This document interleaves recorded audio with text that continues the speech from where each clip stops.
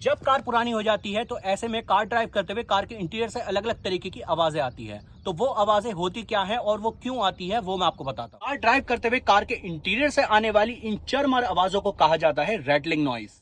ये rattling noise किसी भी कार में आ सकती है, चाहे आपकी कार कितनी भी नई कितनी भी पुरानी हो। ये डिपेंड करता है कार मैन्युफैक्चरर के इंटीरियर क्वालिटी के ऊपर और इसके साथ ही रोड कंडीशन के ऊपर।